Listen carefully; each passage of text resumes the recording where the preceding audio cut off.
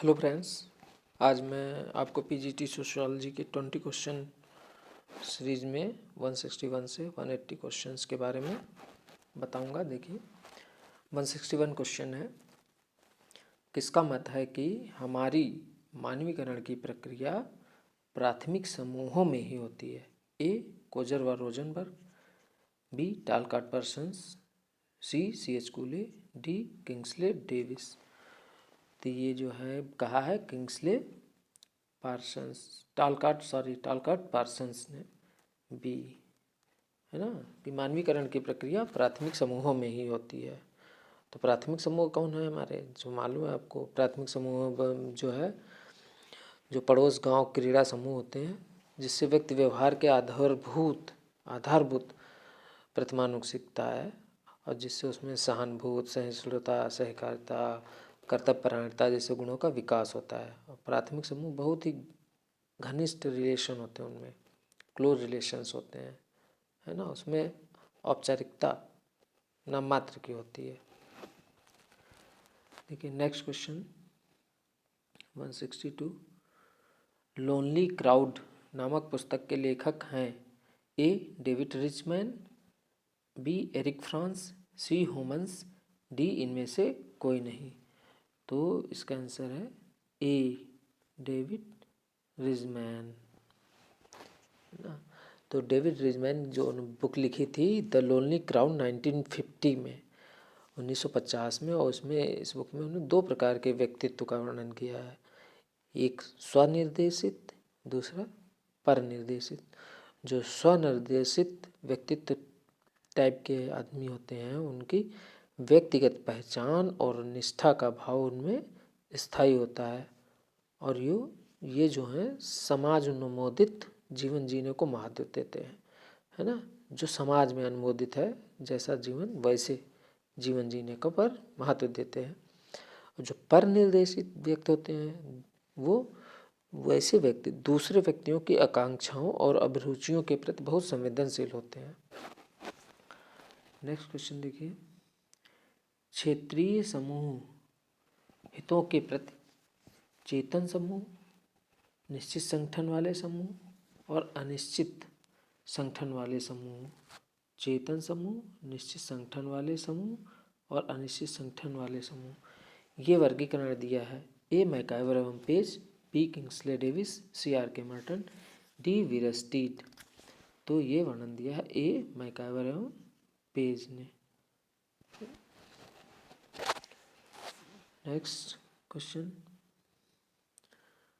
164, बिना संस्थाओं के समाज रूपी भवन ढह जाएगा, यह कथन किसका है? ए किंग व कूलर, बी मैकाइवर एवं Page, C W H Sumner, D Kingsley Davis का। तो ये है आपका ए किंग व कूलर का। तो क्या कहते हैं, संस्था क्या होती है? संस्था जो है आदर्श नियम, है ना, कार्य करने के जो नियम होते हैं उनको कहते हैं संस्था। तो आदर्श नियमों या संस्था जो है समाज की ऐसी व्यवस्था है जो कि कार्य करने के लिए धीरे धीरे विकसित हुई है। उसके बिना जो है ये समाज रूपी भवन ढह ही जाएगा। अगर कोई रीत नियम रूल रेगुलेशंस नहीं होंगे तो ये समाज नहीं चलेगा। नेक्स्ट क्वेश्चन, संस्कृति के विकास की 3 अवस्थाएं, अरण्य अवस्था, बर्बर अवस्था, सभ्य अवस्था, ये किस विद्वान ने दी है? ए हर्बर्ट स्पेंसर, बी मार्गन, सी टाइलर, डी फ्रेजर। तो ये है आपकी बी मार्गन की। 166 क्वेश्चन देखिए, the function of social conflict नामक पुस्तक किस विद्वान द्वारा रचित है? A Lewis Coser, B George Simmel, C Karl Marx, D Dahrendorf. तो ये पुस्तक लिखी है सी ए लुईस कोजर ने। तो फंक्शन ऑफ सोशल कॉन्फ्लिक्ट, जो सामाजिक संघर्ष है उसके क्या कार्य हैं, तो ये 1956 में लिखी थी कोजर ने। और उन्होंने बताया था जो संघर्ष है वो व्यवस्था के एकीकरण और अनुकूलन को बनाए रखने के लिए बड़ा ज़रूरी है। तो उन्होंने जो सामाजिक संघर्ष है उसको एक तरीके से बताया कि समाज के लिए बड़ा ज़रूरी है। नेक्स्ट क्वेश्चन 167, प्रतियोगिता सदैव नैतिक नियमों से बंधी रहती है, जबकि संघर्ष में ऐसी कोई विशेषता नहीं होती। यह परिभाषा किस समाजशास्त्री ने दी है? मतलब जो कंपटीशन है ना, उसमें कुछ न कुछ नैतिक मॉरल रूल्स होते हैं, जबकि संघर्ष में ऐसा कुछ नहीं, कोई रूल रेगुलेशन नहीं है। तो किसका है ये? ए ग्रीन, बी कोजर, सी सिमल, डी रियूटर। तो ये है बी कोजर का। 168 क्वेश्चन देखिए, सूची फर्स्ट का सेकंड से मिलान करना है। तो एक तरफ बुक्स हैं, दूसरी तरफ उनके राइटर हैं। A1 अरविंद घोष, दूसरे हैं श्री भगवान दास, तीसरे श्री M.K. गांधी, चौथे श्री R.K. मुखर्जी। इधर है माई एक्सपेरिमेंट विथ ट्रुथ, तो मालूम है आपको my experiment with truth Gandhi ji की है। वननेस ऑफ मैनकाइंड किसकी है ये? देखिए आप, oneness of Mankind, the foundation of Indian culture, the essential unity of all religion, ये तो भगवान दास की है, डी, है ना। तो इसका आंसर हो गया इस आधार पे CDAB, यानी अरविंद घोष की है the foundation of Indian culture, Bhagwan Das की the essential unity of all religions, my Shri M.K. Gandhi की my experiment with truth, Shri R.K. Mukherjee की हो गई वननेस ऑफ मैनकाइंड। तो इसका आंसर है सी।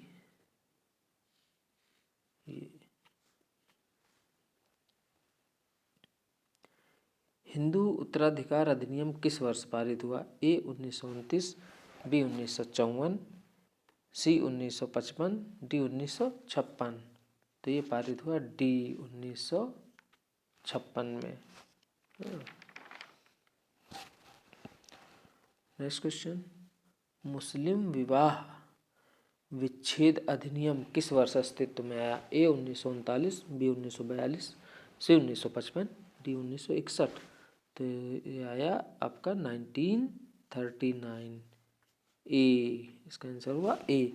तो जो मुस्लिम विवाह विच्छेद 1939 में आया, यानी कि इसमें तलाक का अधिकार जो है केवल स्त्रियों को मिला, पुरुषों को तो पहले से ही तलाक देने की छूट थी, स्त्रियों को नहीं थी। तो इससे मिला स्त्रियों को ये अधिकार। तो किस आधार पर दे सकती थी तलाक? तो कुछ नियम है कि यदि उनका पति 4 वर्ष से गायब है, कहीं मिल नहीं रहा, तो वो दे सकती हैं तलाक। या अपराध, कोई अपराध किया हो, 7 वर्ष से अधिक सज़ा पाया हुआ तो, या उनका पति नपुंसक हो तो, या तो पागल हो तो, या किसी यौन संक्रामक रोग से पीड़ित हो, या भरण पोषण में असफल हो, या पाशविक व्यवहार करता हो, या उसकी महिला के धार्मिक कार्यों में बाधा पहुंचाता हो। इन आधार पे वो तलाक ले सकती है।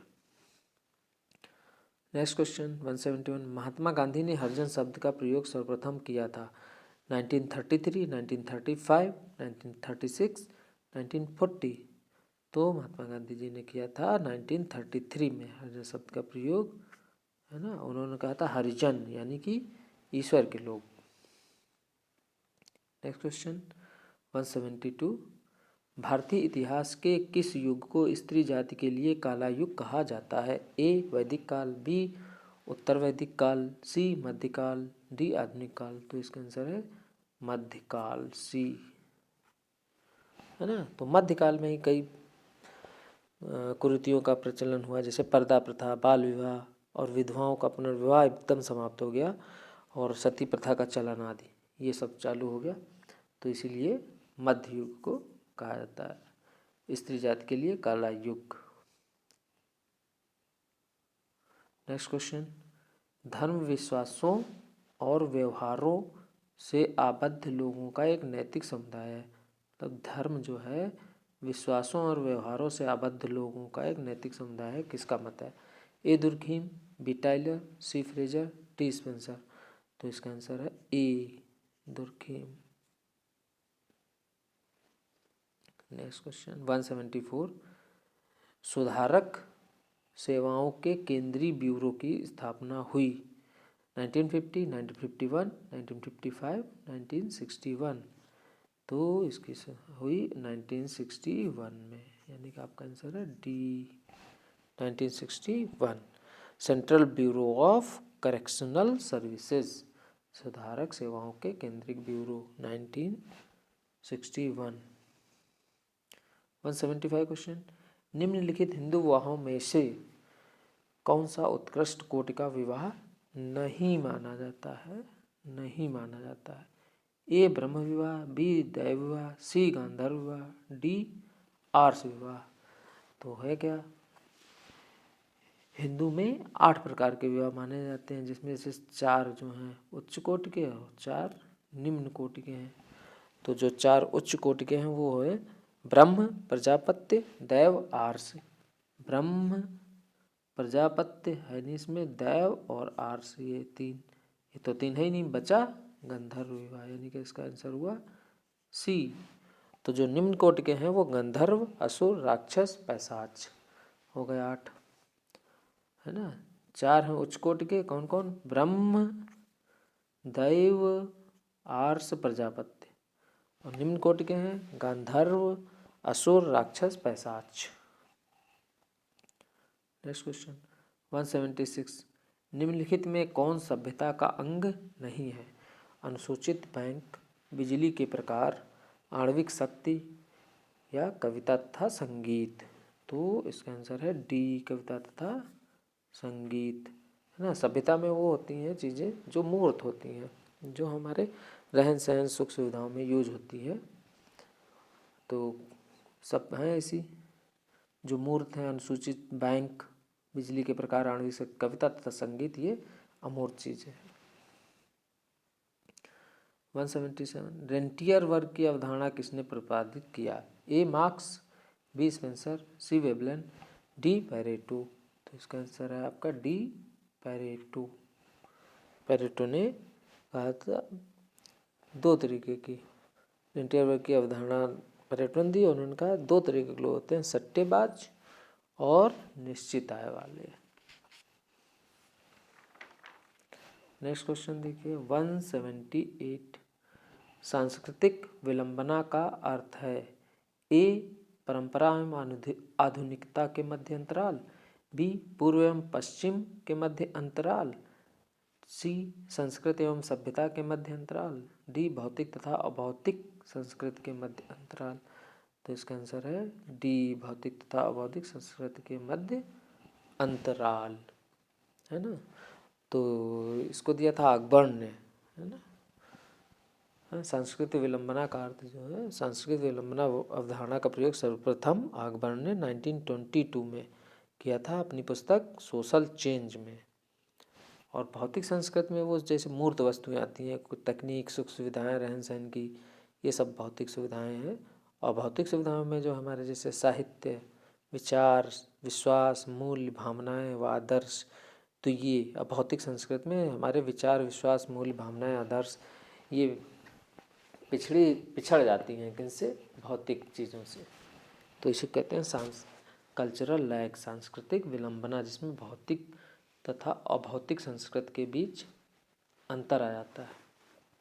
नेक्स्ट क्वेश्चन 179, एक बच्चे का विद्यालय से खिसक जाना कहलाता है?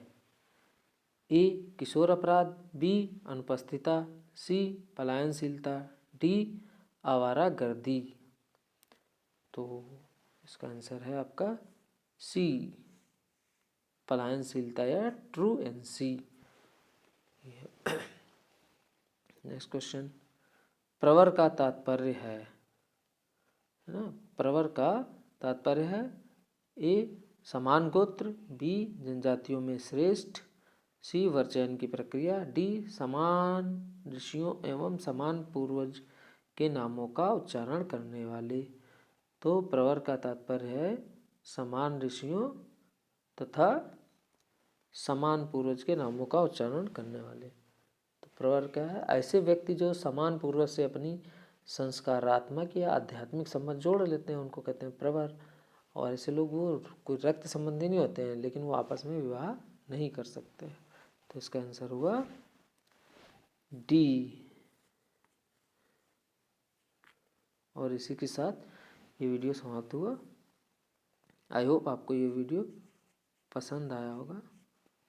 Thank you friends.